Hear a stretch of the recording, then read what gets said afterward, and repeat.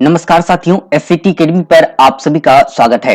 आज जो हम क्वेश्चन का आंसर करेंगे वो करेंगे 5 जनवरी 2022 यानी 5 जनवरी 2022 को जो सीटेट की परीक्षा हुई थी उसके पेपर 1 का हम लोग सीडीपी और मैथ अभी करने वाले हैं। बाकी ईवीएस, हिंदी, संस्कृत वो आपको पीछे से मिलेगा। ठीक है, अगर जैसे ही संस्कृत खत्म होती है फिर आपको इंग्लिश का भी वीडियो मिलना शुरू हो जाएगा। इसके बाद जैसे ही हम खत्म करते हैं 21 जनवरी तक, उसके बाद पेपर 2 का भी सभी विषयों का पेपर मिलना वीडियो मिलना शुरू हो जाएगा। ठीक है, तो अभी हम इस सीरीज में करेंगे 5 जनवरी 2022 के आंसर की, और यहां पर देखेंगे कि जो क्वेश्चन है उसका सही उत्तर क्या होता है। हमें 6 जनवरी 2022 का भी क्वेश्चन पेपर मिल चुका है। अगर 7 जनवरी वाले अभ्यर्थी अगर इस वीडियो को देख रहे हैं तो अपना क्वेश्चन हमें व्हाट्सएप कर देंगे ताकि हम 7 जनवरी का डिस्कशन करा पाए, अन्यथा 7 जनवरी का डिस्कशन नहीं हो पाएगा क्योंकि मेरे पास 7 जनवरी 2022 का क्वेश्चन नहीं है। तो इस सीरीज में हम बढ़ते हैं 5 जनवरी 2022 के क्वेश्चन की तरफ, और आज डिस्कशन करते हैं 5 जनवरी 2022 के पेपर 1 का सीडीपी और मैथमेटिक्स। चलिए आते हैं हम अपने पीडीएफ पर और शुरू करते हैं आज का डिस्कशन। आ चुके हैं हम अपने पीडीएफ पर। देखिए, यह जो टेस्ट का डेट है यहाँ पर क्लियर मेंशन किया हुआ है। यह परीक्षा जो है 5 जनवरी 2022 को हुई थी। यहाँ पर क्लियर लिखा हुआ है फर्स्ट शिफ्ट की परीक्षा थी, तो इसका मतलब है कि पेपर 1 की ही परीक्षा होगी। तो आज हम 5 जनवरी 2022 का क्वेश्चन का डिस्कशन करने वाले हैं। तो सभी अभ्यर्थी जल्दी से जल्दी जुड़ जाइए, और जो अभ्यर्थी नहीं जुड़े हैं कृपया उसे शेयर करके सूचित कर दीजिए कि 5 जनवरी का डिस्कशन शुरू हो चुका है। सभी अभ्यर्थी लाइव आ जाएं। तो आप लोग जल्दी से जल्दी पहले वीडियो को शेयर कीजिए, फिर हम आज का डिस्कशन शुरू करते हैं। चलिए शुरू करते हैं आज का डिस्कशन। क्वेश्चन नंबर 1 कह रहा है यहाँ पर कि अर्थपूर्ण अधिगम को सुसाध्य करने के लिए एक शिक्षिका को क्या करना चाहिए। तो क्या करना चाहिए यहाँ पर, तो करना चाहिए संप्रतियों की समझ को महत्व देना चाहिए। सही आंसर है 1 का ऑप्शन नंबर 3। चलिए बढ़ते हैं क्वेश्चन नंबर 2 की तरफ। क्वेश्चन नंबर 2 है छात्रों में भय का भाव। छात्रों में भय का भाव क्या होता है। देखिए यहाँ पर अधिगम के लिए हानिकारक है, एकदम हानिकारक होगा ही। ठीक है, तो सही आंसर होगा कौन सा, ऑप्शन नंबर 1। ठीक है, तो 2 का सही आंसर है ऑप्शन नंबर 1। चलिए बढ़ते हैं क्वेश्चन नंबर 3 की तरफ। क्वेश्चन नंबर 3 है हावर्ड गार्डनर के सिद्धांत में सोच को व्यक्त करने के लिए धारा प्रवाह और लचीले ढंग से भाषा का उपयोग करने की क्षमता क्या कहलाएगी। भाषाई बुद्धिमत्ता कहलाती है। 3 का सही आंसर है ऑप्शन नंबर 4। ठीक है, चलिए आते हैं क्वेश्चन नंबर 4 की तरफ। क्वेश्चन नंबर 4 है बच्चे किस तरह से सीखते हैं। बच्चे देखिए सीखने का जो तरीका हो पढ़कर है, सुनकर भी है, क्रिया करके भी है और देखकर भी है, सभी तरीके से सीखते हैं। तो सही आंसर है कौन सा, ऑप्शन नंबर 4। देखकर भी सीखते हैं, है ना। अगर आप गलत काम कर रहे हैं तो बच्चे देखकर गलत काम करना सीख जाएंगे, है ना। तो 4 का सही आंसर है 1 2 3 4, वो है ऑप्शन नंबर 3 में, इसलिए 4 का सही आंसर हो गया ऑप्शन नंबर 3। चलिए बढ़ते हैं क्वेश्चन नंबर 5 की तरफ। क्वेश्चन नंबर 5 है समकालीन सिद्धांतकारों के अनुसार सीखना प्राथमिक रूप से एक क्या है। तो प्राथमिक रूप से जो है एक हमारा सामाजिक गतिविधि है। तो सही आंसर है ऑप्शन नंबर 3, हमारा जो है एक सामाजिक गतिविधि है। 5 का सही आंसर है ऑप्शन नंबर 3। चलिए बढ़ते हैं क्वेश्चन नंबर 6 की तरफ। क्वेश्चन नंबर 6 है एक समावेशी व्यवस्था में कौन किसकी जरूरतों के अनुसार यथोचित संयोजन करता है। देखिए, अभिभावक स्कूल की जरूरतों के अनुसार बिल्कुल नहीं, छात्र स्कूल की जरूरतों के अनुसार। तो ये इसका सही आंसर है, छात्र स्कूल की जरूरतों के अनुसार नहीं, स्कूल छात्रों की जरूरत के अनुसार सही होगा। सही आंसर है ऑप्शन नंबर 4। तो हमारा जो 6 का सही उत्तर मिला वो मिला ऑप्शन नंबर 4। स्कूल जो है वो छात्रों की जरूरत के अनुसार सही तरीके से यथोचित संयोजित करता है। बढ़ते हैं क्वेश्चन नंबर 7 की तरफ। क्वेश्चन नंबर 7 है सीखने के आकलन के बजाय सीखने के लिए आकलन सुनिश्चित करने के लिए एक शिक्षक को क्या करना चाहिए। तो देखिए, एक शिक्षक को करना चाहिए शिक्षण अधिगम की दैनिक प्रक्रिया में आकलन को शामिल करना चाहिए। तो सही आंसर है 7 का ऑप्शन नंबर कौन सा, 4। चलिए बढ़ते हैं क्वेश्चन नंबर 8 की तरफ। क्वेश्चन नंबर 8 है 4 साल के राहुल को एक गुड़िया उपहार में मिलने पर वह बोला मैं इसका क्या करूंगा। लड़के गुड़िया से नहीं खेलते, यह क्या दर्शाता है। देखिए, ये रिपीटेड क्वेश्चन है, यह दर्शाता है आपका जेंडर बायस यानी जेंडर रूढ़िवादिता। चलिए आते हैं क्वेश्चन नंबर 9 की तरफ। क्वेश्चन नंबर 9 देखिए क्या कह रहा है। क्वेश्चन नंबर 9 है एक शिक्षक को उन गतिविधि को बढ़ावा देना चाहिए जो डाइस है। इसका सही आंसर है ऑप्शन नंबर कौन सा, 4, सांस्कृतिक रूप से उपयुक्त है। तो 9 का सही आंसर है ऑप्शन नंबर 4। चलिए आते हैं क्वेश्चन नंबर 10 की तरफ। क्वेश्चन नंबर 10 है छात्रों के बीच भ्रांतियों को डाइस महत्वपूर्ण है।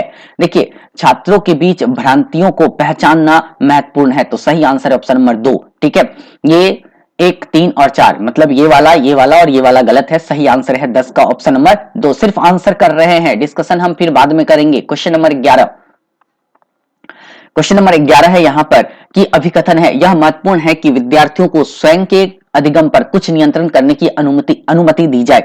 क्या बोल रहा है? विद्यार्थियों को स्वयं के अधिगम पर कुछ नियंत्रण करने की अनुमति दी जाए। और यहाँ पर आगे बोल रहा है, अपने अधिगम पर नियंत्रण रखने से विद्यार्थी को यह निर्णय लेने में मदद मिलती है कि क्या सीखना है और कैसे सीखना है। देखिए, ये तो बिल्कुल सही है, क्या सीखना है और कैसे सीखना है ये तो विद्यार्थी ही निर्णय लेंगे, तो दोनों कथन सही है। और आर भी एक की व्याख्या कर रहा है, तो ये है आपका ऑप्शन नंबर 4 में ए और आर दोनों सही है, और आर सही व्याख्या करता है ए की। ठीक है, 11 का ऑप्शन नंबर 4। चलिए बढ़ते हैं क्वेश्चन नंबर 12 की तरफ। क्वेश्चन नंबर 12 है, निम्नलिखित में से कौन सा बच्चा मध्य बाल्य अवस्था में होगा? मध्य बाल्य अवस्था में कौन सा बच्चा होगा? देखिए, मध्य बाल्य अवस्था मतलब क्या हुआ? मतलब प्रारंभिक के बाद वाली अवस्था में। तो यहाँ पर बोल रहा है सामाजिक भूमिकाओं की नकल करना शुरू कर रहा है और काल्पनिक खेल के दौरान। ऐसा नहीं है, एक बच्चा जो अभी स्थूल कौशल सीखना शुरू कर रहा है, जैसे कि पेंसिल और ऐसी अन्य वस्तुओं को पकड़ना, ये सब बच्चा प्रारंभिक में ही करेगा। एक बच्चा जिसने नियमों के अर्थ की समझ विकसित कर ली है और तर्क कर सकता है, एकदम सही आंसर है, ये बच्चा मध्य बाल्यावस्था में ही होगा। सही आंसर होगा यहाँ पर कौन सा? 12 का ऑप्शन नंबर 3। चौथा जो है वो किशोरावस्था में चले जाएगा। चलिए आते हैं क्वेश्चन नंबर 13 की तरफ। क्वेश्चन नंबर 13 है, लेव वाइगोस्की के विचार में क्या सही आंसर है इसमें? देखिए यहाँ पर संज्ञानात्मक विकास भाषा के विकास से संबंधित नहीं है, गलत है। संज्ञानात्मक विकास भाषा के विकास को निर्देशित करती है, जी नहीं, ये तो जीन प्याजे साहब ने कहा था। भाषा संज्ञानात्मक विकास को सुगम बनाती है, ये इसका सही आंसर है, संज्ञानात्मक विकास को सुगम बनाती है। 13 का सही आंसर है ऑप्शन नंबर कौन सा? 3। चलिए बढ़ते हैं क्वेश्चन नंबर 14 की तरफ। क्वेश्चन नंबर 14 है, निम्नलिखित में से कौन सी रणनीति कक्षा में व्यक्तिगत मतभेदों को पूरा करने के लिए प्रभावी नहीं है? प्रभावी नहीं है बोल रहा है यहाँ पर, तो कौन सा प्रभावी नहीं होगा? देखिए यहाँ पर, मतभेदों को पहचाने और सम्मान करे, यह बात तो एकदम सही है। छात्रों की कमियों को पहचाने और उसे ठीक करे, ठीक है। अपने मौखिक और गैर मौखिक संचार पर विचार, ठीक है। विविध शैक्षणिक मतभेदों का प्रयोग, देखिए यहाँ पर, लेकिन इसमें से एक आंसर चुनना है कि कौन सा प्रभावी नहीं है। तो देखिए यहाँ पर कौन सा जो प्रभावी नहीं होगा वह होगा ऑप्शन नंबर 3, अपने मौखिक और गैर मौखिक संचार पर विचार, ठीक है। क्योंकि बच्चे की कमियों को पहचानना है, उन्हें ठीक करना है, ये बात तो सही है। मतभेद है, बच्चे के बीच व्यक्तिगत अंतर होगा, उसका तो सम्मान करना ही पड़ेगा। और यहाँ पर है विविध शैक्षणिक मतभेदों का प्रयोग करना है, यह भी सही है, ठीक है। ये सब तो पूरा करता है, लेकिन मौखिक और गैर मौखिक संचार पर विचार जो है यह पूरा नहीं करेगा। तो 14 का सही आंसर है ऑप्शन नंबर 3।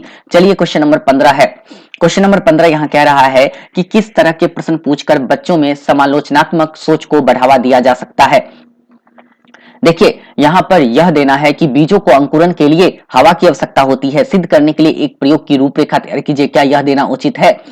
त्रिभुज के तीनों कोणों का योग क्या होता है? यह तो एकदम उचित नहीं है। पृथ्वी के वायुमंडल, यहाँ तो गलत हो गया। पृथ्वी के वायुमंडल की विभिन्न परतों का नाम लिखिए, ये तो और अनुचित है, ठीक है। यहाँ पर समालोचनात्मक चिंतन है, मतलब क्रिटिकल थिंकिंग को बढ़ावा देना है। वन अधिकार अधिनियम किस वर्ष पारित हुआ? ये नहीं, सही आंसर है ऑप्शन नंबर 4 ही, ठीक है। सब ऑप्शन को देखेंगे तो सबसे ज्यादा सटीक ऑप्शन है ऑप्शन नंबर 4, इसलिए 15 का सही आंसर है ऑप्शन नंबर 4। चलिए बढ़ते हैं क्वेश्चन नंबर 16 की तरफ। क्वेश्चन नंबर 16 है, लेव वाइगोस्की के अनुसार निम्नलिखित में से कौन से कारक बच्चों के संज्ञानात्मक विकास को सुगम बनाते हैं? देखिए यहां पर सुगम बनाएगा आपका सामाजिक संपर्क, ठीक है, और सांस्कृतिक उपकरण। बस 1 और 2 ही सही है, बाकी संतुलन और पुरस्कार सही नहीं है, और 1 और 2 है ऑप्शन नंबर 3 में, तो सही आंसर है 16 का ऑप्शन नंबर 3। चलिए बढ़ते हैं क्वेश्चन नंबर 17 की तरफ। क्वेश्चन नंबर 17 है, निम्नलिखित में से कौन सा सूक्ष्म कौशल के उपयोग का एक उदाहरण है?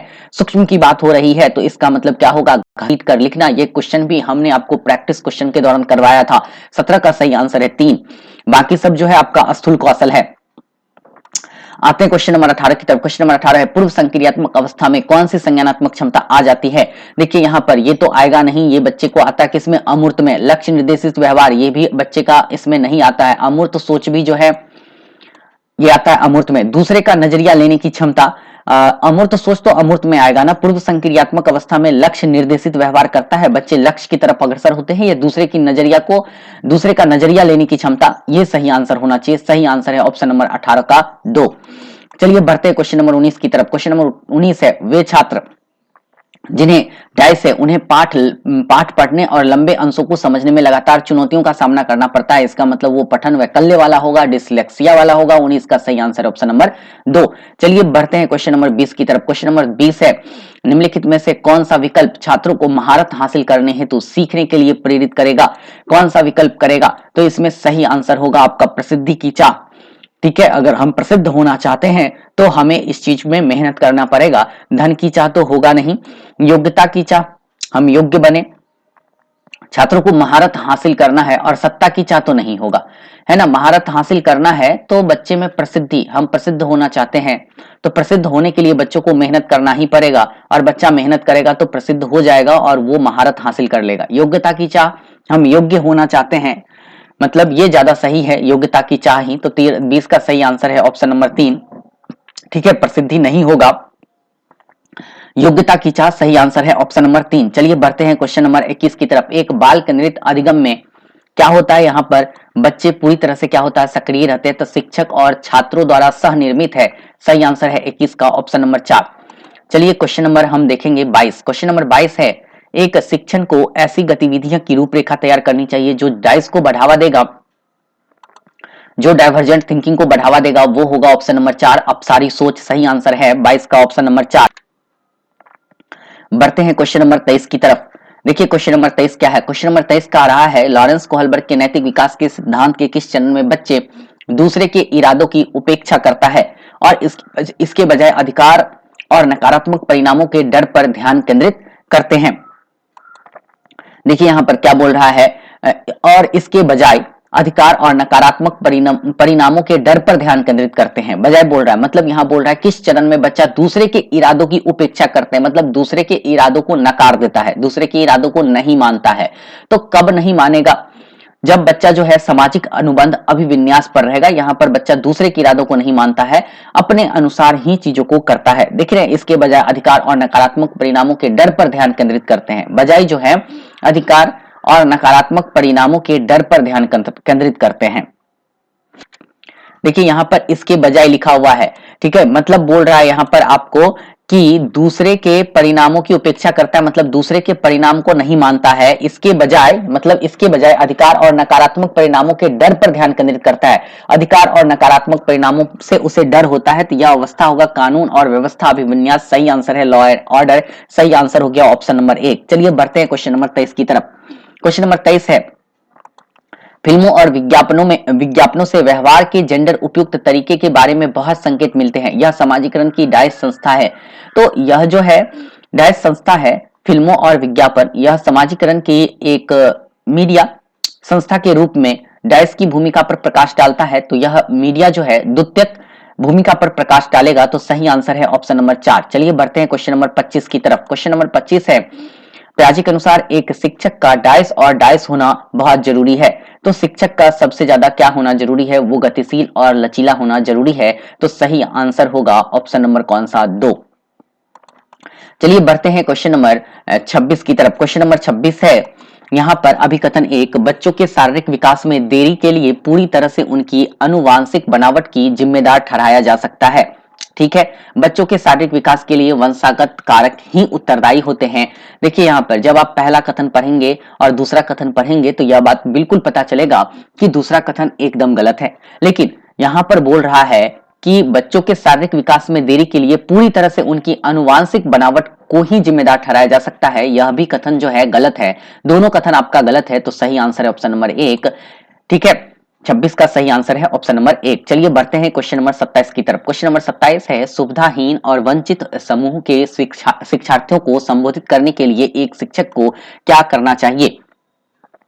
तो यहां देखिए उस शिक्षक को करना चाहिए कि सभी छात्रों में अपनेपन की भावना को बढ़ावा देना चाहिए। 27 का सही आंसर होगा ऑप्शन नंबर 3।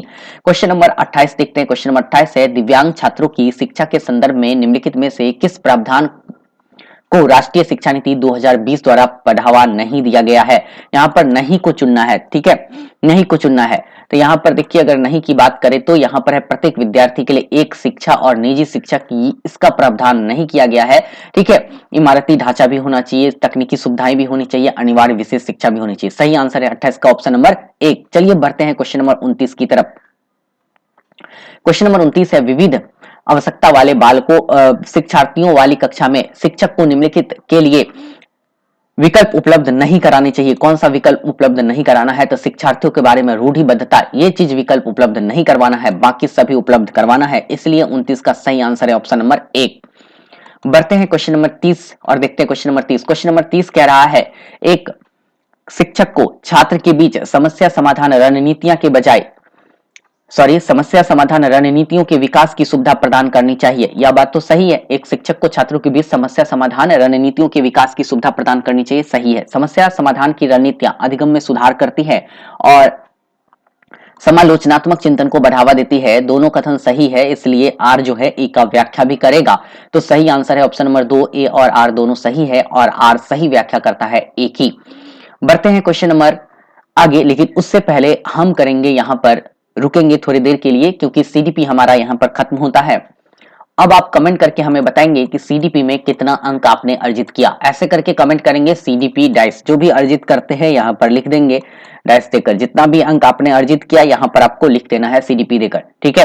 फिर हम करेंगे मैथमेटिक्स। अभी जो हम डिस्कशन कर रहे हैं वो कर रहे हैं 5 जनवरी 2022 का। तो 5 जनवरी 2022 वाला अभ्यर्थी जुड़े रहेंगे। बाकी जो अभ्यर्थी 6 जनवरी वाले हैं उसका भी वीडियो 1 से 2 घंटे में आपको आ जाएगा। 7 जनवरी का क्वेश्चन पेपर हमारे पास नहीं है, तो वो अभ्यर्थी जो 7 जनवरी वाले हैं कृपया हमें क्वेश्चन अगर व्हाट्सएप करते हैं तो आपका वीडियो का एक्सप्लेनेशन हो पाएगा, अदरवाइज आपके क्वेश्चन का आंसर हम देने में असमर्थ हो जाएंगे, ठीक है। तो चलते हैं मैथ की तरफ, ठीक है बेटा, बढ़े मैथ की तरफ।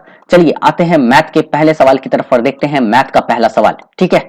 चलते हैं मैथ की तरफ, आगे मैथ के ऊपर, ठीक है। मैथ के ऊपर आ चुके हैं और देखिए यहाँ पर निम्नलिखित में से कौन सा प्राथमिक कक्षाओं की गणित पाठ्य पुस्तक के बारे में अति उपयुक्त है। यहाँ है पाठ्य पुस्तक में दी गई समस्या केवल विशेष युक्तियों, गलत है। पाठ्य पुस्तक में उपयोग की गई भाषा विद्यार्थियों की रोजमर्रा की भाषा से बहुत अलग नहीं होनी चाहिए, एकदम सही है। पुस्तकों में कहानियों और दूसरे वृत्तांत सम्मिलित नहीं होने चाहिए बल्कि अभ्यास के लिए, गलत है, एकदम कथन सही है। ऑप्शन केवल बी सही आंसर है, केवल बी। यहाँ पर बोल रहा है अनेक प्रश्नों को सम्मिलित करना चाहिए। यहाँ पर बोल रहा है पुस्तकों में कहानियां और दूसरे वृत्तांत सम्मिलित नहीं होनी चाहिए बल्कि अभ्यास के लिए अनेक प्रश्नों को सम्मिलित करना चाहिए, एकदम गलत है।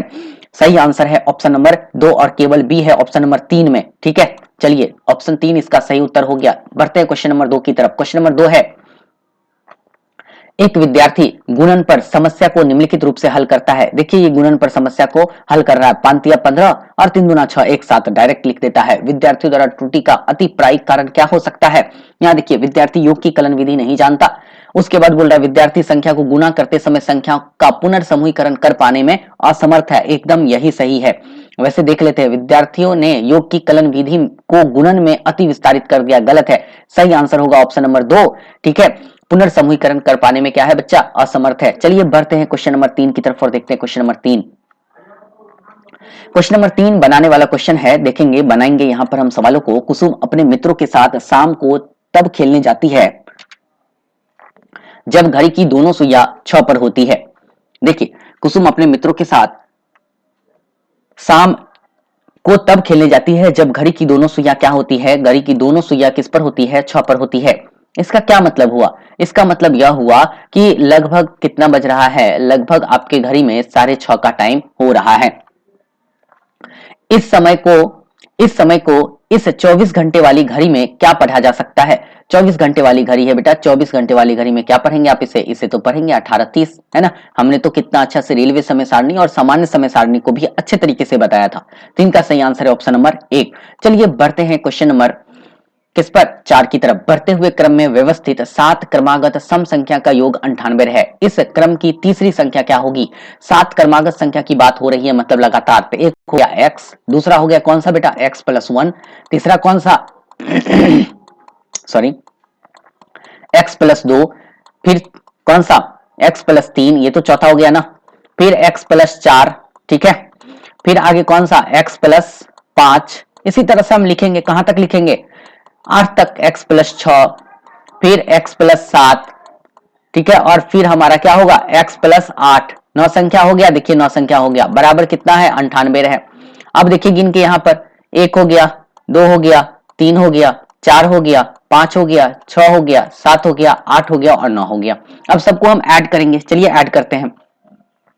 दो और एक तीन, तीन तीन छह, छह चार 10, 10 5 15। अब 15 और 6 कितना 21, 21 और 7 कितना 28 और 28 और 8 कितना हो गया 36। और इधर x कितनी बार आया है 9 बार आया है। 9x बराबर 36 बराबर कितना लिखेंगे 98। अब इधर से 9x प्लस का उधर जाएगा तो 98 में से हम कितना घटाएंगे 36 घटाएंगे। और 36 घटाएंगे तो हमारे पास कितना आएगा, हमारे पास आएगा 2 और इधर आ जाएगा हमारे पास कितना 6। और फिर अगर हम इसको काटेंगे तो कटेगा नहीं कटेगा, इसका मतलब कहीं हमने गलती किया। देखो बेटा गलती कहां हुआ, यहाँ पर 7 ही बोल रहा है ना, हम 9 समझ लिए। यहाँ पर लिखा हुआ क्रमागत 7, 7 है तो 6 तक ही लेंगे ना, इस सबको काट देंगे 6 तक ही लेना है। तो कितना हो गया 2 1 3 और 3 3 6, 6 4 10, 10 5 15 और 15 और 6 कितना हो गया 21 हो गया ना। 21 प्लस का 7 है तो 7x बराबर का कितना हो गया 98। ठीक है, ये गलत हो गया, हमने 9 तक ले लिया था, यहाँ पर आपको लेना था कितना तक ही 7 तक ही। तो यहाँ पर अब हम क्या करेंगे 98 में से कितना घटाएंगे 21 घटाएंगे। 98 में से जैसे ही 21 घटाएंगे तो हमारे पास निकल के आएगा 77 और 77 को भाग देंगे 7 से तो हमारे पास जो निकल के आएगा वो 11। तो पहली संख्या होगी 11, दूसरी संख्या होगी 12 और तीसरी संख्या होगी यहाँ पर 11 और दूसरी संख्या होगी यहाँ 12 और तीसरी संख्या होगी 13। 13 इसमें कहीं पर ऑप्शन मुझे दिख नहीं रहा है, इसमें कहीं है नहीं, इसलिए आपको जो है इसके लिए बोनस अंक दिया जाएगा। ठीक है, अगर इंग्लिश में भी अगर यही चीज है ना, ठीक है, बोनस अंक नहीं दिया जाएगा बेटा। यहाँ पर क्वेश्चन कुछ और कह रहा, मैं एक बार पुनः क्वेश्चन करता हूं। ठीक है, यहाँ पर गड़बड़ी देखिए कहां हुई, बढ़ते हुए क्रम में व्यवस्थित 7 क्रमागत सम संख्या बोल रहा है। यहाँ पर सम संख्या की बात हो रही है ना, तो सम संख्या लिखेंगे, हम क्रमागत संख्या ही लिख लिए थे। सम संख्या में होगा एक x, उसके बाद एक होगा x प्लस 2, उसके बाद एक होगा x प्लस 4, इसके बाद एक होगा x प्लस 6। ठीक है, सम की बात हो रही है। फिर इसके बाद कौन सा होगा, वो होगा x प्लस 8। ठीक है, देखिए कितना लिख दिए 1 2 3 4 5 और फिर लिखेंगे x प्लस 10 और x प्लस 12। देखिए 7 संख्या लिख चुके हैं, 1 2 3 4 5 6 7। अब यहां पर हम लिखेंगे तो होगा 7x और उधर सबको हम ऐड करेंगे, तो सबको ऐड करेंगे तो 4 2 6, 6 6 12, 12 8 20, 20 10 30 और 30 30 10 40 और 2 42। 42 बराबर कितना लिखेंगे यहाँ पर 98 लिखेंगे, नहीं लिखेंगे। ठीक है, तो यहाँ पर हम लिखेंगे फिर 7x बराबर 98 में से हम कितना घटा दे 42 घटा दे तो हमारे पास कितना निकल के आएगा 6 और यहाँ पर कितना आएगा 5, 7 से काटेंगे।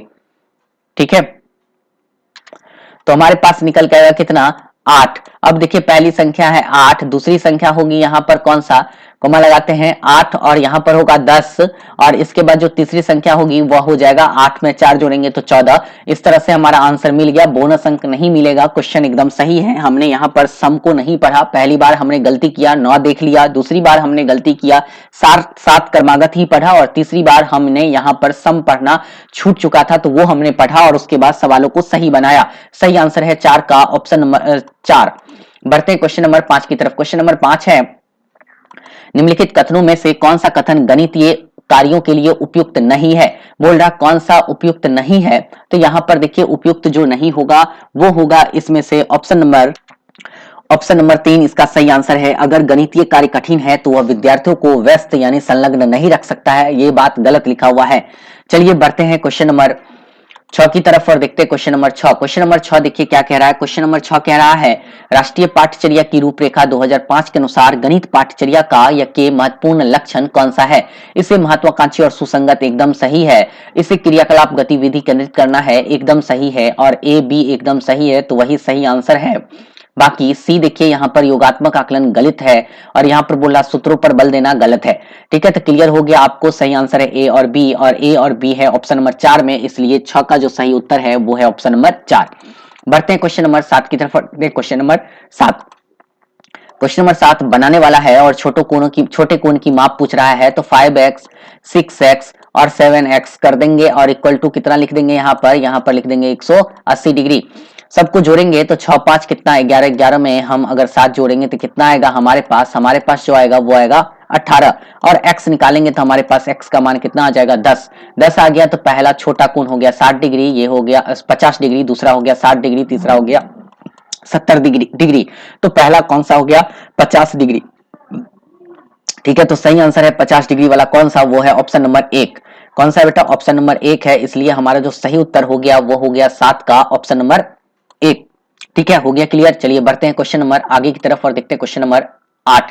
क्वेश्चन नंबर 8 है यहाँ पर कि 19995 प्राप्त करने के लिए इस सब के योग में से क्या घटाना चाहिए? तो इस सब को हम जोड़ लेते हैं। यहां पर जो आप देख रहे हैं ना, इस तीनों को हम जोड़ेंगे। तो पहला है 9599, दूसरा है आपका यहाँ पर वो है 5995, तीसरा है आपका यहाँ पर 9995। जब इस सब को जोड़ेंगे ना तो आपके पास योग करके आएगा 25589। बोल रहा है इसमें से हम क्या घटाए कि इतना प्राप्त हो जाए, है ना? तो इसमें से हम इसको घटाएंगे, इसमें से हम क्या करते हैं, इसको घटा देते हैं। तो जैसे ही हम इसको घटाएंगे 19995, तो हमारे पास निकल के आएगा बेटा, वो आएगा 5594। और 5594 जिस ऑप्शन में होगा ना वही इसका सही आंसर है, और 5594 ऑप्शन नंबर 2 में है, इसलिए इसका सही उत्तर है 8 का ऑप्शन नंबर 2। चलिए बढ़ते हैं क्वेश्चन नंबर 9 की तरफ। क्वेश्चन नंबर 9 है, रेणुका ने तय किया वह रस्सी और कील की मदद से मैदान पर एक वृत्त बनाएगी। उसने एक पतली रस्सी ली और उसके दोनों सिरों को एक एक कील बांध दिया, फिर अपने एक मित्र की मदद से वृत्त बनाया। दी गई परिस्थिति में निम्नलिखित में से कौन सा कथन सही है? देखिए यहाँ पर प्रयोग में की गई रस्सी की लंबाई उस वृत्त की त्रिज्या की लंबाई के बराबर है। यह बात तो एकदम सही लिखा है, बाकी हम और भी पढ़ेंगे। प्रयोग में की गई रस्सी की जो लंबाई है वृत्त की त्रिज्या के बराबर होगी। प्रयोग में की गई रस्सी की लंबाई उस वृत्त के व्यास की लंबाई के बराबर है, गलत है। प्रयोग की गई रस्सी की लंबाई वृत्त के परिधि के बराबर है, गलत है। प्रयोग की गई रस्सी की लंबाई वृत्त के जीवा की लंबाई के बराबर है, गलत है। सही आंसर मिल गया 9 का ऑप्शन नंबर कौन सा? Option number 1। देखिए हम एक उदाहरण देके समझा रहे, देख लीजिए। मान लीजिए इतना बड़ा रस्सी है और इस पर आपने क्या किया ना, एक कील यहां पर लगा दिया, ठीक है, और एक कील यहां पर लगा दिया, 2 कील लगा दिया आपने, और एक कील को फिक्स करके ना आपने घुमा दिया। क्या किया आपने? एक कील को फिक्स किया, यहां पर ये फिक्स किया, इसको घुमा दिया। अब जैसे ही आप इसको यहां पर से घुमाएंगे, अब खुद सोचिए ना, जैसे ही आप इसको यहां से घुमाएंगे, 1 मिनट बेटा, 1 मिनट, हाँ, जैसे ही आप इसको घुमाएंगे यहां से, तो ये कुछ इस तरह का होगा ना, ये तो इसका त्रिज्या होगा, ऐसे करके ही घूम जाएगा। तो सही आंसर कौन सा हो गया? सही आंसर हो गया ऑप्शन नंबर 1 ना। चलिए बढ़ते हैं क्वेश्चन नंबर 10 की तरफ। क्वेश्चन नंबर 10 है, गणित में विद्यार्थी केंद्रित कक्षा का अति उपयुक्त उदाहरण है। देखिए यहाँ पर शिक्षक श्यामपट्ट पर समस्या को हल कर रहा है और विद्यार्थी कलन विधि समझा रहा है, गलत है। शिक्षक विद्यार्थी निजी व्यक्तिगत अनुभवों से उनकी गणितीय समझ के निर्माण हेतु कक्षा में विद्यार्थियों को संलग्न करता है, यह बात एकदम सही है। अभ्यास के लिए कक्षा में प्रत्येक विद्यार्थी को अनेक प्रश्न उपलब्ध कराना नहीं, एकदम सही आंसर है 10 का ऑप्शन नंबर कौन सा बेटा? वह है ऑप्शन नंबर 2। 10 का सही आंसर है ऑप्शन नंबर 2। चलिए बढ़ते हैं अगले क्वेश्चन की तरफ और देखते हैं क्वेश्चन नंबर 11। क्वेश्चन नंबर 11 देखिए, आसान सा क्वेश्चन है। 55,55,555, 55,55,555। देखिए इकाई दहाई सैकड़ा हजार 10,000 लाख 10 लाख करोड़ होगा ही नहीं। इकाई दहाई सैकड़ा हजार 10,000 लाख 10 लाख, तो 55,55,555 वही बात बोल रहा है। इनमें से कौन सा है? वो है ऑप्शन नंबर 2। तो सही आंसर है 11 का ऑप्शन नंबर 2। बढ़ते हैं क्वेश्चन नंबर 12 की तरफ। क्वेश्चन नंबर 12 है, निम्नलिखित में से कौन सा कथन सत्य है? एक न तो अभाज्य संख्या है और ना ही एक भाज्य संख्या है। सही आंसर ऑप्शन नंबर 1 में ही मिल गया, इसलिए सही उत्तर है 12 का ऑप्शन नंबर 1। बढ़ते हैं क्वेश्चन नंबर 13 की तरफ। क्वेश्चन नंबर 13 है, 5 विद्यार्थी अपनी पेंसिल की लंबाइयां रेखनी की मदद से मापते हैं, जिसके परिणाम इस प्रकार है। सभी पेंसिलों की औसत लंबाई क्या है? पेंसिल की औसत लंबाई बोल रहा है यहाँ पर निकालने, तो सबको जोड़ करना, 5 पेंसिल है, 5 से भाग दे देंगे। तो पहला पेंसिल की लंबाई है 15.5, दूसरा का है 12, तीसरा का है 11.8, चौथा का है 9.7 और पांचवा का है 7। जब सबको जोड़ेंगे ना तो आपके पास जोड़ के आएगा 56, और 56 को भाग किससे देना है? वो भाग देना आपको 5 से, और जैसे ही 5 से भाग देंगे आपके पास उत्तर निकल के आएगा 11.2 सेंटीमीटर। 13 का सही आंसर है 1। क्वेश्चन नंबर 14 देखते हैं।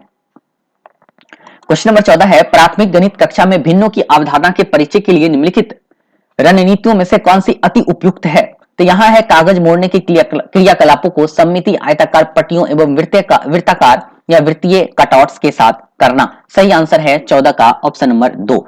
चलिए बढ़ते हैं क्वेश्चन नंबर 15 की तरफ। देखिए क्वेश्चन नंबर 15 में जो है आपका भिन्न का जोड़ दे दिया है। तो भिन्न का जोड़ आप लोग तो बचपन में ही सीखे हैं ना, तो इसको भिन्न का जोड़ अगर आप निकालेंगे तो एलसीएम आएगा, 1 मिनट बेटा, एलसीएम आएगा आपके पास कितना 60। अब 15 चौका 60 तो 4 तिया कितना 12, 12 पंचे 60 तो 60 बचे कितना 35। ऊपर करेंगे मेरे पास कितना आ जाएगा 47, नीचे करेंगे कितना आ जाएगा 60 और सही आंसर 45। 47/60 किसमें है 47/60 है ऑप्शन नंबर 2 में, तो सही उत्तर हो गया हमारा 15 का ऑप्शन नंबर 2। चलिए बढ़ते हैं क्वेश्चन नंबर 16 की तरफ और देखते हैं क्वेश्चन नंबर 16। क्वेश्चन नंबर 16 देखिए कितना क्या है। क्वेश्चन नंबर 16 कह रहा है यहां पर 51.2/3 केजी, 51.2/3 केजी चीनी को 3/4 केजी के कुल कितने पूर्ण पैकेट बनाए जा सकते हैं। तो यहां पर हम जो केजी है ना उसको ग्राम में कन्वर्ट कर लेंगे, तो ग्राम में कन्वर्ट करेंगे तो यहां पर होगा कितना 3 और 5 15 और 2 कितना हो गया 155 और बट्टा का 3, ये केजी में है। ग्राम में कन्वर्ट करने के लिए हमको किससे गुना करना पड़ता है 1000 से, कर दिए 1000 से गुना। चलिए या नहीं तो इसी में रहने दीजिए कोई दिक्कत नहीं है। 155/3 इसको भाग देना है किससे 3/4 से। चलिए 3/4 से भाग दिए तो ये ऊपर चले जाएगा ना, यहाँ हो जाएगा 4 और नीचे आ जाएगा कितना 3। अब ऊपर हम जैसे ही गुना करेंगे 155 को 4 से, तो जैसे ही 155 को अगर हम 4 से गुना करते हैं तो हमारे पास जो गुना करके आएगा वो आएगा बेटा 620 और नीचे कितना है 3 तिया 9। इसको हम किससे भाग दे देंगे, इसको हम भाग दे देंगे 9 से, तो हमारे पास निकल के आएगा 68 पॉइंट समथिंग, लेकिन 68 पूर्ण पैकेट बनाया जा सकता है। तो सही आंसर है हमारा यहाँ पर ऑप्शन नंबर कौन सा 4। ठीक है 51.2/3 को कर रहे हैं तो यहाँ पर हम एकदम सही किए हैं। 3 और 5 तिया 15, 15 में 2 जोड़े 55/3 भागा दे रहा 3/4 से, तो 4 ऊपर चले गया 3 नीचे चले आया। 9 से हम इसको डिवाइड करेंगे 620/9, तो उत्तर निकल के आएगा हमारे पास 68 पैकेट। सही उत्तर है 16 का ऑप्शन नंबर 4। चलिए बढ़ते हैं क्वेश्चन नंबर यहां पर हम 17 की तरफ। क्वेश्चन नंबर जब 17 आप देखेंगे ना तो आपको पता चलेगा इसका जो सही उत्तर होगा ना, जब आप इस तरह के क्वेश्चन को देखेंगे ना तो सही उत्तर होगा आपका वो होगा आपको ऑप्शन नंबर 1। ठीक है सही आंसर होगा ऑप्शन नंबर 1। चलिए बढ़ते हैं क्वेश्चन नंबर 18 की तरफ और देखते हैं क्वेश्चन नंबर 18। इसमें बोल रहा पोलिया के समस्या समाधान के प्रतिरूप का मॉडल नहीं है। ठीक है तो इसमें से जो समस्या समाधान का चरण नहीं होगा वह होगा कलन विधि से याद करना। सही आंसर है ऑप्शन नंबर 4। चलिए बढ़ते हैं क्वेश्चन नंबर 19 की तरफ। क्वेश्चन नंबर 19 है आपका निम्नलिखित में से कौन सा कथन प्राथमिक स्तर के अधिगमकर्ताओं में गणित शिक्षण के बारे में सही है। तो देखिए यहां पर सही कथन बोल रहा है बच्चे विद्यालय में गणित के बारे में कुछ विचारों मतों के साथ आते हैं, ये तो एकदम सही है।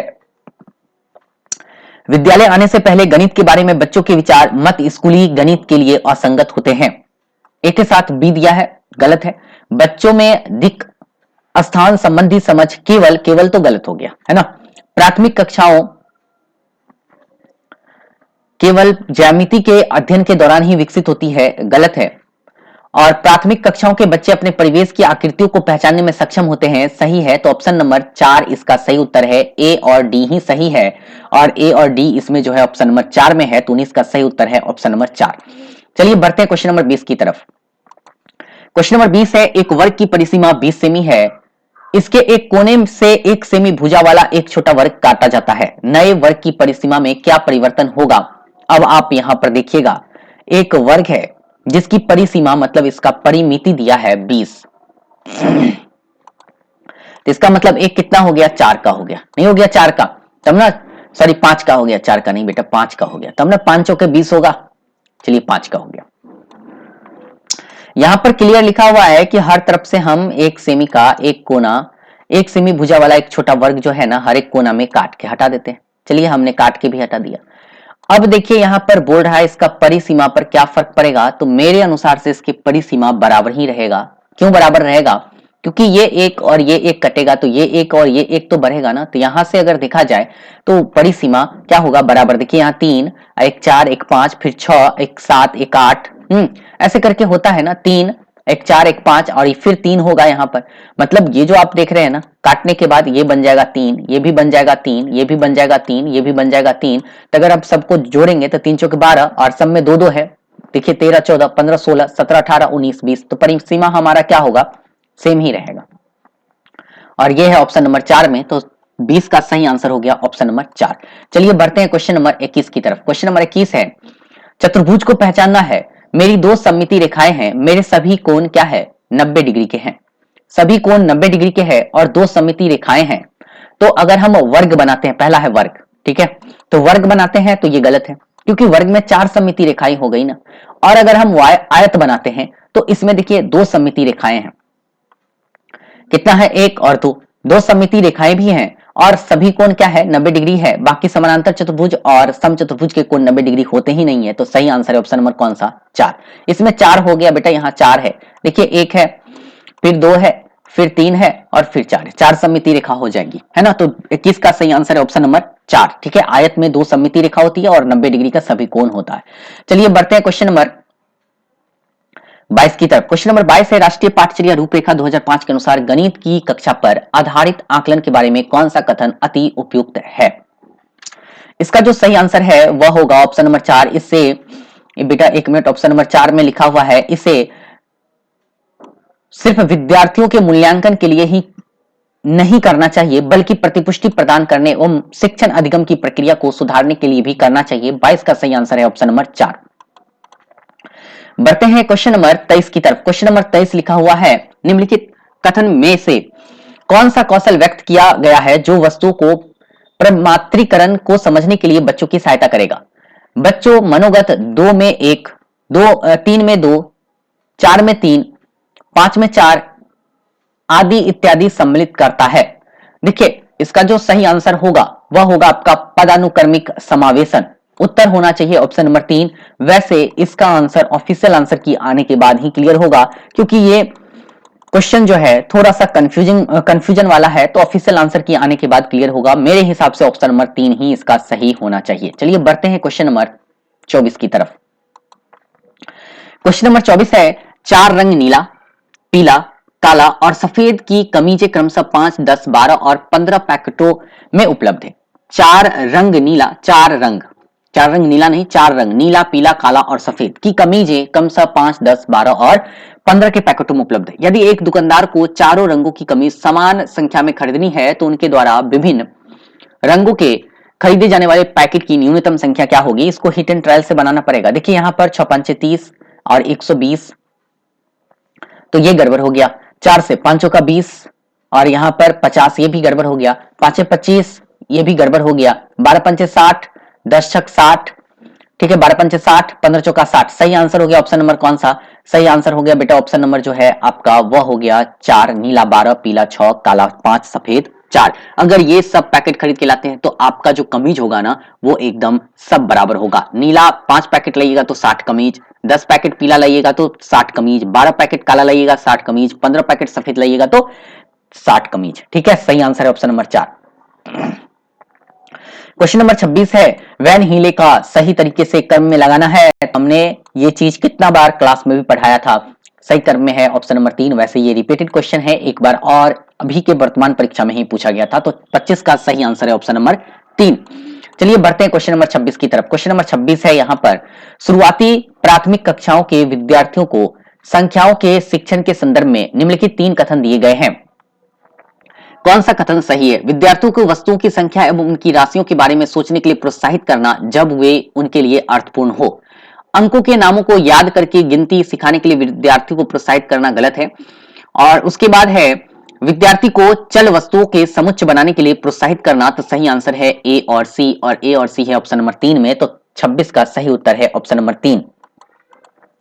क्वेश्चन नंबर 27 देखते हैं। क्वेश्चन नंबर 27 है, यहाँ पर विमल अपने जन्मदिन पर कैंडी का 1 पैकेट लाया।